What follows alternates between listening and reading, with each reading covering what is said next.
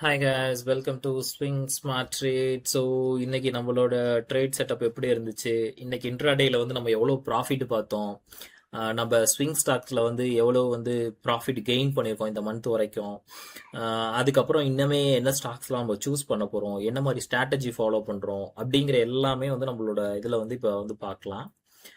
Market வந்து இன்னைக்கு கொஞ்சம் நல்ல பையிங் ப்ரெஷர் வரும்னு நான் எக்ஸ்பெக்ட் பண்ணேன். பட் ஆனால் இன்னைக்கு வரல. ஒரு நேரோ ரேஞ்சுக்குள்ளேயே முடிச்சிட்டானுங்க. பெருசாக வந்து ஒரு ஃபியூச்சர் அண்ட் ஆப்ஷன் எடுத்திருந்தீங்கன்னா கம்ப்ளீட்டாக வந்து உங்களோட ப்ரீமியம் கரைஞ்சிருக்கும் அப்படிங்கிறதுல எந்த ஒரு சந்தேகமே இல்லை அப்படின்னே சொல்லலாம். ஓகேவா? ஆனால் பட் நம்ம பண்ணுறது எல்லாமே வந்து ஸ்விங் ஸ்டாக் அப்படிங்கிறதெல்லாம் நம்ம டென்ஷன் ஃப்ரீயாக எந்த ஒரு இதுவுமே இல்லாமல் ரிலாக்ஸாக ஹாப்பியாக வந்து என்ன பண்ணலாம் அப்படின்னா ப்ராஃபிட்டை மட்டும் என்ஜாய் பண்ணலாம். என்ன நமக்கு ப்ராஃபிட் வர்றதுக்கு கொஞ்சம் டைம் ஆகுமே தவிர்த்து நம்மளோட ஃபண்டு எதுவுமே லாஸ் ஆகாது. ஜீரோ லாஸ் அப்படின்னே சொல்லலாம். ஓகேவா? அன்லஸ் அன்டில் நீங்க புக் பண்ணிட்டு வெளியே வர்ற வரைக்கும் நம்ம எதுவுமே புக் பண்ண மாட்டோம் லாஸ்ட்ல. லாஸ்டா வந்து இப்போ வந்து லாஸ்ட் மந்த் வந்து நம்ம எவ்வளவு வந்து பார்த்துருக்கோம் அப்படின்னு பார்க்கலாம்னா, இங்க பாருங்களேன். லாஸ்ட் மந்த் வந்து நம்ம ஒரு 6 ஸ்டாக்ஸ்ல வந்து ப்ராஃபிட் பார்த்துருக்கோம். கரெக்டா? டீட்டெயில்ஸுமே உங்களுக்கு வந்து காட்டுறேன். க்ளோசிங் ஸ்டாக்ஸ் இங்க பாத்தீங்கன்னா தெரியும். ஆல்ரெடி நம்ம வந்து 6 ஸ்டாக்ஸ்ல வந்து ப்ராஃபிட் பார்த்துருந்தோம். இந்த மந்த் வந்து க்ளோஸ் டு ஒரு 25K வந்து ப்ராஃபிட் பார்த்துருக்கோம். 25K நான் சும்மா அங்கே கிடக்குது, யார் கொடுப்பா? இந்த 25K ஏர்ன் பண்ணுறதுக்கு ஒரு என்ஜினியரிங் ஸ்டூடெண்ட்ஸ் வந்து ஒரு மாதம் வந்து கஷ்டப்படணும். ஓகேவா? ஈவன் தோ அப்படியும் கம்மியாக தான் கொடுப்பாங்க, 20 கிட்ட தான் கொடுப்பாங்கன்னு வச்சுருக்கோங்க. நம்ம அப்கமிங் மந்த்ல இன்னுமே நல்ல ப்ராஃபிட்டுக்கு ஃபோக்கஸ் பண்ணலாம். பட் இப்போ நம்மளோட ஸ்டாக்ஸ் எப்படி பெர்ஃபார்ம் பண்ணிருக்கு அப்படின்னா, அப்படியே நேற்று எப்படி இருந்துச்சோ அது அப்படியே ரிவர்ஸ் ஆயிருக்கு அப்படின்னு சொல்லலாம். இங்கே எவ்வளோ க்ரீனாக இருந்துச்சோ அது ரெட்டாக மாறி இருக்கு, எவ்வளோ ரெட்டாக இருந்துச்சோ அது க்ரீனாக மாறி இருக்கு, அவ்வளோதான். ஸோ அதை பற்றி நம்ம ஒரி பண்ணிக்க தேவையில்லை. ஏன்னா மார்க்கெட்டில் எப்போவுமே அப் அண்ட் டவுன்ஸ் இருக்கிறது காமனான ஒரு விஷயம் தானே. ஸ்டில் அப்படி இருந்தாலுமே மார்க்கெட் இவ்வளோ செல்லிங் ப்ரெஷர் இருந்தாலுமே 1 2 3 4 5 6 7 8 ஒரு 8 ஸ்டாக்ஸ்க்கு மேலே நம்ம ப்ராஃபிட்டபுளாக தான் இருக்கிறோம். இந்த ஸ்டாக்ஸ்லாம் பாருங்க, நேற்றுலாம் நமக்கு வந்து 1% இருந்தது, இன்னைக்கு 4.5% மாறி இருக்கு. ஸோ இங்கே பார்த்தீங்கன்னா இந்த ஸ்டாக்லாம் வந்து பார்த்தீங்கன்னா நேற்று வந்து 2.5% 3% நட்டத்தில் இருந்ததெல்லாம் நமக்கு வந்து இங்கே 4% இன்னைக்கு ஏறினதுனால 2% ப்ராஃபிட்ல காட்டுறான். இதே மாதிரி தான் நம்ம சொல்றது, இந்த பிலோ 2%க்குள்ள இருக்கிற வரைக்கும் நமக்கு பிரச்சனை இல்லை. ஓகேவா? இது வரைக்கும் 50% வரைக்கும் நமக்கு பிரச்சனையே இல்லைன்னு வச்சுக்கோங்களேன். இது மேலே இருக்கிறது எல்லாமே 50% வரைக்கும் நமக்கு பிரச்சனையே இல்லை. ஈஸியாக குயிக்காக மாறி வெளியே வந்துடும். பேலன்ஸ் இருக்கிறது பிரச்சனையா அப்படின்னு கேட்டா கொஞ்சம் மார்க்கெட் கண்டிஷன்ல டவுனா இருக்கே தவிர்த்து ப்ராப்ளம் இல்லை நமக்கு. ஏன்னா நம்ம ரிசர்ச் பண்ணி அனலைஸ் பண்ணி தான் எடுத்திருக்கோம். அப்படி இருந்தாலுமே நம்ம என்ன பண்ணுவோம் அப்படின்னம்னா, ஒரு ஸ்டாக்கை டாப் அப் பண்ணி அதை ஹோல்ட் பண்ணி அதுல இருந்து தான் வெளியே வருவோம். ஏன்னா நம்ம ஒரு ஃபண்டை வந்து கண்டினியூவாகவும் ஹோல்ட் பண்ண மாட்டோம். ஒரு சர்டைன் அமௌண்ட் வச்சிருக்கோம். 50,000 நம்ம ஸ்டார்ட் பண்றோமா, அதுல இருந்து எக்ஸஸா ஒரு 5 டைம்ஸ் போவோம், அவ்வளவுதான் மேக்சிமம் போவோம். அதுக்கு மேல மேக்சிமம் போக மாட்டோம். அதுக்கப்புறம் அதை வந்து ஹோல்ட்ல போட்டுருவோம். ஓகேவா? கொஞ்சம் டைம் ஆகி இது ரிலீஸ் ஆகும், அதை பத்தி நமக்கு பிரச்சனை இல்லை. எப்படியா இருந்தாலும் நம்ம ப்ராஃபிட்ல தான் வெளியே வர போறோம், அதை பத்தி நமக்கு ப்ராப்ளம் கிடையாது. இன்னைக்கு நம்ம இன்ட்ராடேல எந்த ஸ்டாக் எடுத்தோம் அப்படிங்கிறத பார்க்கலாமா? இன்னைக்கு இன்ட்ராடேல இந்த ஸ்டாக் தான் எடுத்தோம். க்ளோஸ் டு வந்து ஒவ்வொரு ஸ்டாக்ஸுக்குமே வந்து நம்ம என்ன பண்ணோம் அப்படின்னா 50 ருபீஸ் லாபம் பார்த்துருக்கோம். நேற்று எடுத்த ஸ்டாக்ல 100 ருபீஸ், இன்னைக்கு எடுத்த ஸ்டாக்ல 50 ருபீஸ். 50 ருபீஸ்னாலும் சும்மா இல்லை கைஸ். ஓகேவா? இப்போ நமக்கு வந்து மார்னிங் வந்து நம்ம 40 ஸ்டாக்ஸ் போட்டோம். நம்ம இன்னைக்கு வந்து க்ளோஸ் டு வந்து ஒரு 1500 கிட்ட வந்து நம்ம ப்ராஃபிட் பார்த்துருக்கோம். டே ஆஃப் எஸ்டர்டேயும் அவ்வளோதான் ப்ராஃபிட் பார்த்துருந்தோம் நினைக்கிறேன். ஒரு 1000+ வந்து நம்மளும் ப்ராஃபிட் பார்த்துருந்தோம். ஸோ இது மாதிரி டெய்லியுமே ரெகுலராக நீங்கள் வந்து எடுக்கணும் ப்ராப்ளம் இல்லாமல் அப்படின்னா நம்ம காண்டாக்ட் பண்ணுங்கள். நம்ம எல்லா டீச்சிங், ட்ரைனிங், கைடன்ஸ் எல்லாமே இது ரிலேட்டடாக கொடுக்குறோம். இது எஜுகேஷனல் பர்பஸ்க்காக தான். ஏன்னா நம்ம வந்து ஒரு 10 வருஷமா இதில் வந்து நிறைய விஷயங்களை கற்றுக்கிட்டதை நம்ம அடுத்தவங்களுக்கு ட்ரான்ஸ்ஃபர் பண்ணுறது மூலமாக அவங்களுமே நல்லா வந்து ஃபோக்கஸ்டாக லேர்ன் பண்ணி இன்னும் கொஞ்சம் மார்க்கெட்லேருந்து ப்ராஃபிட் எப்படி எடுக்கிறதுக்கு நம்ம கைட் பண்ணுறோம். ஓகேவா? இன்னையோட ஸ்டாக்ஸ் எல்லாமே ஆல்ரெடி நான் பிளேஸ் பண்ணிட்டேன். நான் எக்ஸலில் வச்சிருக்கேன். அதோட டீட்டெயில்ஸ் வந்து உங்களுக்கு காட்டுறேன்.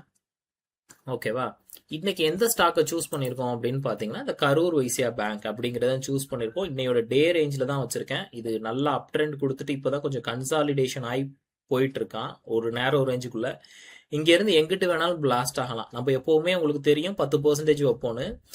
இங்கே பாருங்களேன், நார்மலாக வந்து 310ல் இருந்து 340 வரைக்கும் ஏறி இருக்கான். இவன் இன்னுமே மேலே போவான். ஓகேவா? நமக்கு வந்து இன்னும் ஒரு 30 ரூபா தேவை அப்படின்னா இன்னும் கொஞ்சம் மேலே வந்து போனான்னா போதும். லைட்டாக ஒரு டவுன் கொடுத்தானா ஒரு டாப் அப் போட்டு கூட நம்ம ஈஸியாக 10% எடுத்துடலாம். இதுவுமே சும்மா இட்ஸ் லைக் தட் அப்படிங்கிற மாதிரி நம்ம சூஸ் பண்ணல. நிறைய ரிசர்ச் அனாலிசிஸ் கம்பெனியோட growth எல்லாமே பார்த்து இன்வெஸ்ட்மெண்ட் எல்லாமே பார்த்து தான் இந்த ஸ்டாக்கையுமே சூஸ் பண்ணியிருக்கோம். இதில் நான் ஆல்ரெடி என்ட்ரி போட்டுட்டேன். ஸோ அதோட டீட்டெயில்ஸ் தான் இப்போ என்ன பண்ண போறேன் அப்படின்னா உங்களுக்கு காட்டுறேன். இங்கே பார்த்தீங்கன்னா உங்களுக்கு வந்து தெரியும் 20 இன்னைக்கு டேட் என்ன 28 இது நேற்று போட்ட டீட்டெயில்ஸ். இது 28 கரூர் வைசியா ஆல்ரெடி நான் போட்டுட்டேன். கரண்ட் ப்ரைஸ் தான் இங்கே பார்த்தீங்கன்னா தெரியும். எனக்கு கரண்ட் ப்ரைஸ் 138. ஏன்னா நம்ம 3 to 330 தான் நார்மலாகவே எப்போவுமே ட்ரேட் போடுவோம். ஸோ இப்போ இந்த ஸ்டாக் வந்து ட்ரேட் போட்டேன். என்ட்ரி ஆட் பண்ணிக்கலாம். ஏன்னா நான் வேல்யூ வந்து டிஃப்ரெண்ட் வேல்யூவில் பண்ணுவேன். அது மிச்சம் உங்களுக்கு தேவையில்லை அப்படிங்கிறதுனால வந்து என்ன பண்ணுறதுன்னா நம்ம வந்து எப்படி பண்ணியிருக்கோம் அப்படிங்கிறத வந்து நம்ம இங்கே சொல்லி காட்டுறோம். நீங்கள் போய் கிராஸ் வேலிடேட் பண்ணாலும் இதே இதுதான் இருக்கும், வேற எதுவும் மாறாது. ஸோ ஆட் கொடுத்துருவோம். ஆட் ஆயிடுச்சு. கரூர் வைசியா இன்னைக்கு வந்து பெருசாக வந்து மொமெண்டம் இல்லை. நமக்கு வந்து ஒரு 59 ரூபா ப்ராஃபிட்டில் இருக்கான். ஏன்னா ஆல்ரெடி வாங்கினதுலேருந்து ஒரு 40 பைசா ஏறி இருக்கான். 50 ரூபா போட்டிருக்கோம் இல்லையா? ஓகேவா? ஸோ அதுக்கடுத்து வந்து இப்போ டாப் அப் எதை பண்ணுறோம் அப்படின்னு பார்க்கலாம். இங்கெல்லாம் பார்த்தீங்கன்னா 1 கிட்ட வந்துருச்சு. நம்ம கான்செப்ட் படி பண்ண மாட்டோம். 1 கிட்ட வந்துருச்சு, பண்ண மாட்டோம். 1 கிட்ட வந்துருச்சு. இது வந்து ஓவரா இதில் வந்து டம்ப் பண்ண வேணாம், ஏன்னா இதெல்லாம் க்ளோஸ் டு அது கிட்ட இருக்கு அப்படிங்கிறதுனால நம்ம 3 ஸ்டாக் எடுத்திருக்கோம். எது அப்படின்னா ஏடிஜிஎல். இங்கே பார்த்தா தெரியும் 7% 8% டவுன்ல இருக்கு. ஆனால் 67,000 ரூபா தான் இருக்கு. ரெண்டாவது இது 1 கிட்ட வந்ததுனால இதையுமே இக்னோர் பண்ணிட்டோம். அதுக்கு அடுத்து வந்து 55.62. ஓகேவா?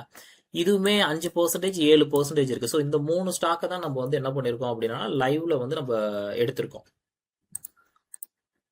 காட்டுற பாருங்க. ஏடிஜிஎல், எம்ஆர்பிஎல், ஜைடஸ் காட்டியிருக்கனா? ஸோ இந்த ப்ரைஸுக்கு தான் நம்ம என்ன பண்ணியிருக்கோம் அப்படின்னோம்னா நம்ம வந்து ஸ்டாக் ஆல்ரெடி ஆர்டர் பிளேஸ் பண்ணிட்டோம். இப்போ உங்களோட ரெஃபரன்ஸ்க்காக இங்கேயுமே வந்து ஆர்டர் ஆட் பண்ணோம்னா உங்களுக்கு வந்து எவ்வளோ அட்ஜஸ்ட் ஆகுது அப்படிங்கிறது தெரிஞ்சிடும். ஏடிஜிஎல்,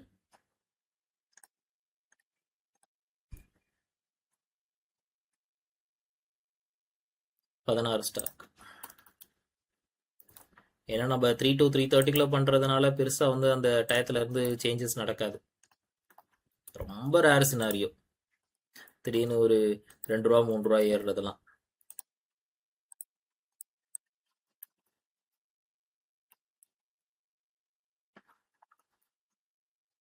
இங்கே அதை டிவைட் பண்ணி பார்த்து இதை மல்டிப்ளை பண்ணி பார்த்தீங்கன்னா உங்களுக்கு வந்து 10,000 ரூபாய்க்கு உண்டான டீட்டெயில்ஸ் வந்து வந்துடும்.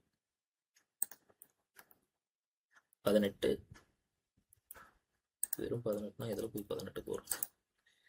ஓகே. சைடஸ் இன்னையோட டேட்டு பை 18 பார்த்தோம் இல்லையா? அது என்ன ப்ரைஸ்? 49.